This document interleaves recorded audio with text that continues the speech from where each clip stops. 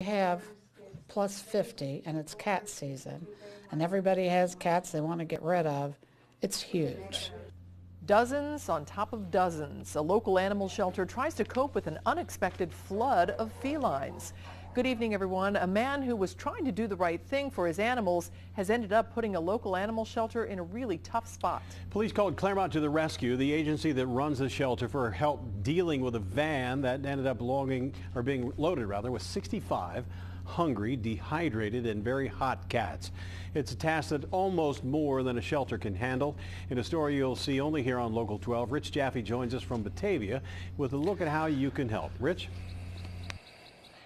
Rob, the guy who was driving that van told authorities that he had been evicted from his home, so he loaded up all his feline friends in 4 dog crates and took off driving, looking for help. The van broke down at a Shell station up on 125, and when police responded, they opened up that van and found it covered in cats.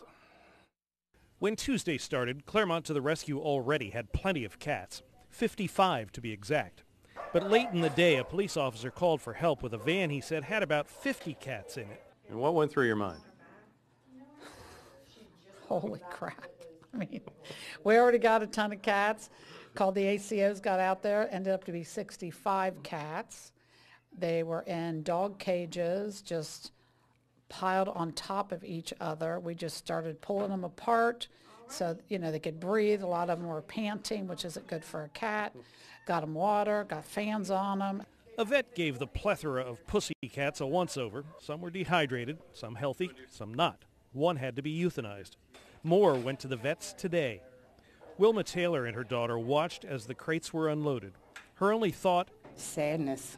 I mean, they look terrible. How could someone hurt animals like that?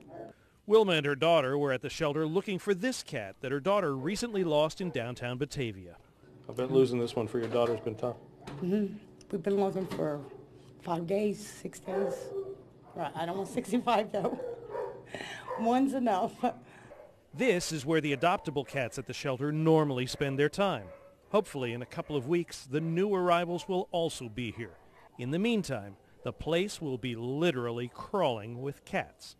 If people would go to OARS, O-A-R-S, or you can get your cat spayed or neutered and microchipped for like $20, $25 to help so this situation doesn't happen.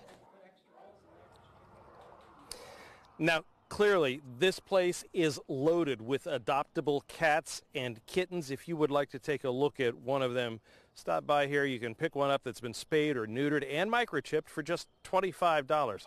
Hopefully, the new ones that came in will be ready for viewing, if you will, and adoption in a couple of weeks after they calm down just a little bit. But clearly, the ultimate answer is get those pets, cats, dogs, whatever, just spayed and neutered before they end up in a situation like this one.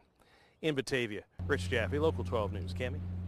Rich, is it clear how these cats ended up in that van to begin with? Well, yeah, as a matter of fact, the guy who, if you will, owned them really thought he was doing the right thing. And when he got evicted from his house, he loaded them up there. He didn't apparently know where he was going, but then he had a bad brake line and a couple other problems with that van and kind of coasted to a stop at the Shell station. So he was trying to do the right thing. He was just a little misguided, maybe. Yeah. Rich, thanks very much. Jack's Pets in Eastgate is holding a litter drive to try to help out the situation at the shelter. If you'd like to help, you can either stop by the store or the shelter itself, which is located on just behind the Sheriff's Department. For more information about the shelter or the other organizations mentioned, you can go to local12.com, click on the Get It button for the links.